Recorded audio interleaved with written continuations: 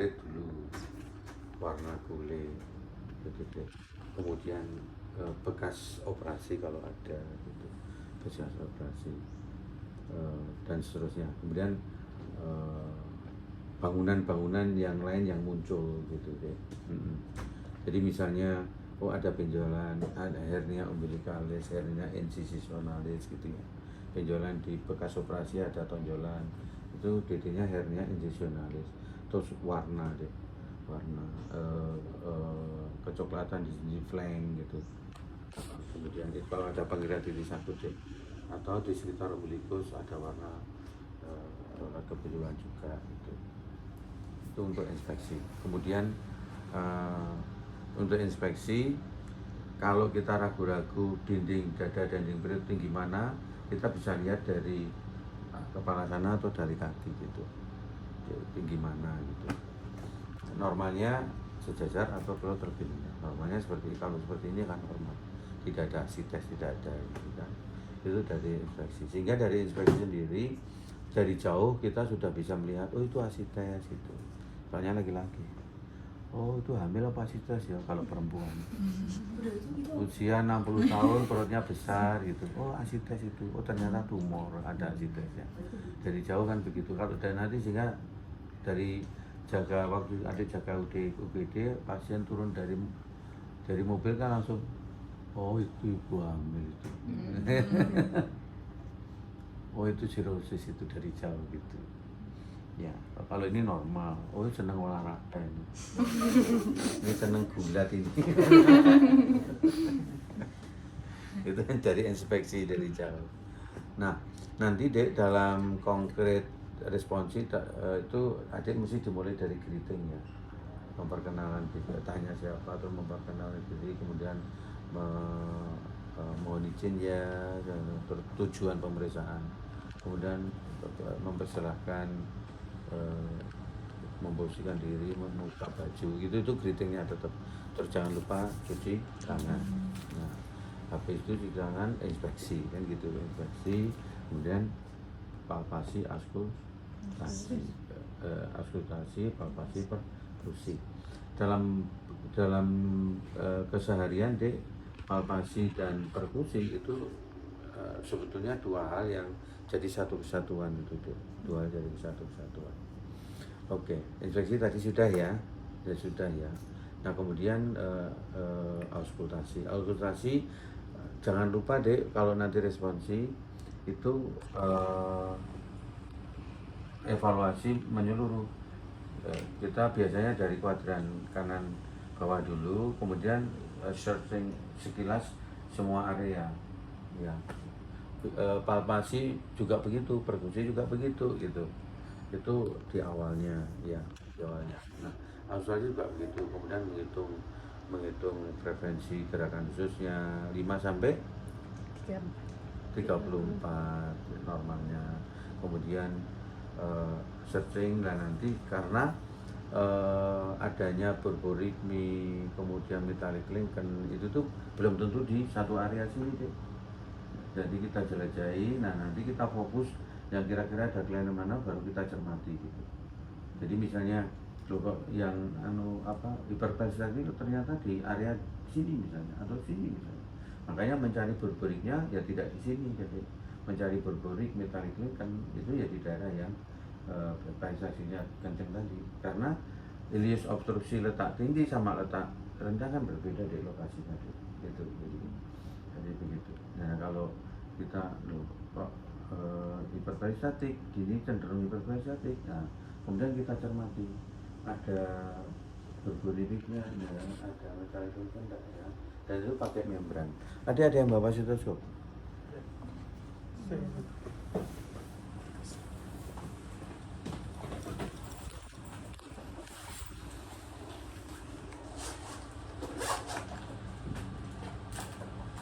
Nah kalau untuk visi diagnostik abdomen yang sering kita pakai yang membran deh, yang membran yang sering kita pakai, yang membran yang kita pakai. Ini juga jangan sampai terbalik, soalnya kalau gini nanti sakit juga. Juga waktu diginikan jangan lupa kalau responsi harus dikasihkan di telinga. terus aja. Iya. Jadi dihitung gitu. Nah kemudian berberitmi piano. Kalau ada hiperbasik baru. Nah kadang-kadang kita butuh waktu deh untuk mencari metalik lengkan gitu. Berberitmi itu seperti botol yang digoyang gitu ya. Nah kemudian kita tunggu bentar. Ada metalik lengkan enggak ya? Oh ada. Nah, kalau ada berarti itu ileus obstruksi. Nah, kalau ileus kita ketemu ileus obstruksi, kita cermati evaluasi untuk infeksinya ada dalam guntur atau enggak gitu. Barangkali tadi waktu inspeksi awal enggak kerekam di otak kita. Kok ada dalam guntur enggak gitu. Oh iya, dalam kontur apa deh? Gambaran usus yang muncul di permukaan deh. Namanya dalam kontur. Jadi karena ini obstruksi ususnya kan nggak bergerak jadi konceng gitu deh. Nah kadang-kadang muncul di permukaan ini ada tonjolan-tonjolan usus namanya dalam kontur. Nah gitu itu auskultasi gerakan usus terutama yang untuk di abdomen. Kemudian palpasi deh. Nah, kembali lagi palpasi dan perkusi itu dua hal yang sebetulnya tidak harus dipisahkan, sama bisa dikendali gitu.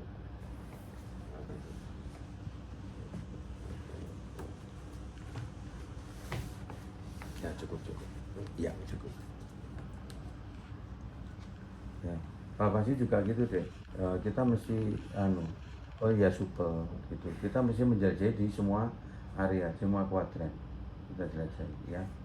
Nah kalau ada yang kok sepertinya ada masa baru kita cermati, jadi ini kok seperti ada masa ya. Nah, kemudian kita cermati itu deh, palpasi kita cari gitu.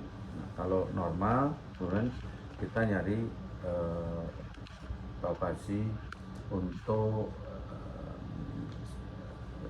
hepar dulu. Biasanya kita perkusi dari mid clavicular dextra setinggi umbilicus ke cranial. Oke, kita temukan. Kalau orangnya gemuk, ragu-ragu, palpasi deh. Nah, kalau ragu-ragu, tahan napas, coba kembungkan, perutnya kembungkan lagi. Ya, oke, lepas. Nah, gitu.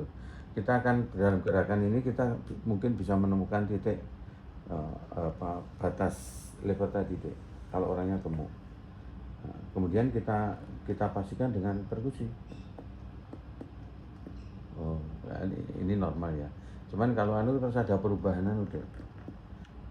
Perubahan suara kalau di sini ya ketemu di sini deh. Nah kan berubah deh. Ya ini kan sudah tulang iga. Nah ini sudah lebar tadi. Cuman yang dari atas ya sama. Nah batas ini terus kita ukur. Normalnya berapa? 6 sampai bukan 5 deh. Kalau yang tertulis di buku deh. Ya nanti dilihat dibaca lagi. Kalau mengecil lever chronic disease ke arah cirrhosis kalau mengecil. Kalau membesar ya penyebabnya macam-macam. Kalau teraba, kalau livernya teraba deh, nah, teraba kita harus mendeskripsi tepinya tumpul atau lancip, kemudian dindingnya keras atau lunak. Keras berbenjol, nah, itu berbeda dengan lunak. Kalau lunak itu cenderung inflamasi, kalau mengeras fibrosis, cervix, kemudian ada kalau keras berbenjol nodul gitu deh.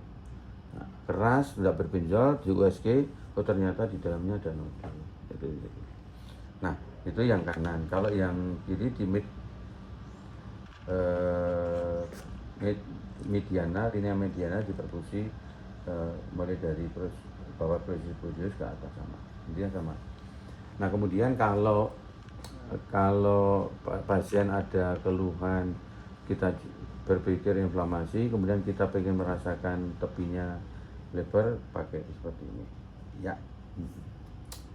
Nah, untuk lever. Kalau untuk lien deh tetap yang dipakai masih garis imajiner sias isya spinous isya adalah anterior superior menabrak umbilicus berbatasan dengan arcus cossae yang kiri. Nah, kemudian dibagi 4. Namanya area apa dek? Upper bagian apa dek? Softener.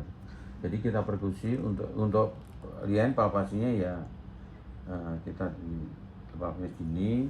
Kemudian karena dia di bawah, sering kita bantu dengan tangan satunya deh, kita angkat ke atas, gitu. Nah untuk lien. Kalau misalnya terakhir ini berarti Schaffner 2. Kalau sampai umbilicus Schaffner 4 seperti itu. Nah pada posisi tidak teraba seperti ini, kita lihat garis imajiner di axillaris anterior. Lihat ini axillaris anterior deh, ada terus berbatasan dengan spasium intercostal terbawah. Ini costa, kemudian spasium intercostal bawah. Ada yang nyatakan di costanya gitu. Deskripsinya ada 2. Untuk titik ini disebut dengan untuk menilai apakah ada pembesaran limpa atau tidak. Kita perkusi timpani. Kemudian tarik nafas patah, tarik nafas, iya. Nah, kita perkusi lagi. Kalau ada perubahan menjadi redup, ya berarti ada pembesaran limpa. Kalau limpa teraba sampai di bawah costa itu berarti limpa sudah membesar lebih dari 3 kali. Karena limpa sendiri letaknya di belakang sana, ya, retroversan di belakang. Kalau dia membesar sampai ke sini kan sampai ke sini berarti dia sudah membesar. Titik ini menjadi penting nanti di responsi yang ditanyakan titik ini deh. Cermati cara mencarinya deh. Jangan linea axillaris media, tapi linea axillaris anterior berbatasan dengan costa atau spasium intercostal terbawah. Nah, area di sini deh namanya area trough, ya area trough. Jadi ada segitiga sini, bayangan segitiga. Nah kalau area trough kita perkusi redup, nah ini kalau ini kan timpani deh. Nah timpani itu berarti limpanya normal. Tapi kalau dia redup, nah berarti juga terjadi splenomegaly. Gitu. Jadi palpasi, lihat deh, otomatis langsung perkusi karena refleks itu deh. Cuman di dalam checker itu sendiri-sendiri, palpasi sendiri kan. Oke. Nah untuk palpasi ginjal sama di kanan dan kiri karena dia di bawah.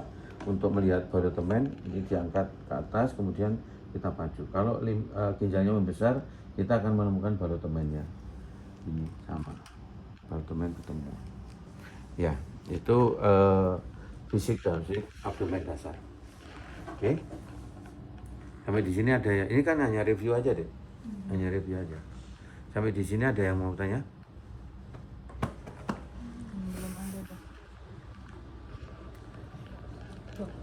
Biasanya kalau periksa abdomen katanya kakinya ditekuk. Itu enaknya waktu dari awal atau bagaimana? It depend on deh. Kalau ini kan deh, supel deh. Kalau ini supel deh. Nah, supel. Nah, kita tekuk tujuannya adalah supaya ini longgar, supel gitu kan. Kadang-kadang pasien itu dinding perutnya tidak sesupel ini. Kalau ini dinding perutnya supel, orangnya juga supel, ganteng. Jadi tidak perlu ditekuk. Nah, kalau di sini kok tegang, padahal nggak ada peritonitis ya kita suruh tekuk. Ya, tekuk dua-duanya. Nah, ini yang menjadi longgar, lebih tidak teregang gitu. Tujuannya ke sana. Jadi apakah harus ditekuk? Ya tidak. Tidak harus ditekuk.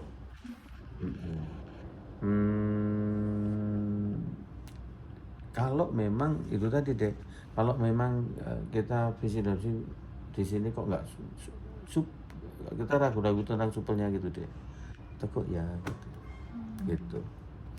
Oke. Nah untuk yang lanjut itu ada 4 item deh, ya 4 item. Cholecysttis, appendicitis, hernia, satunya apa deh? Acites. Apa? Acites ada tes. Asites ya, asites ya.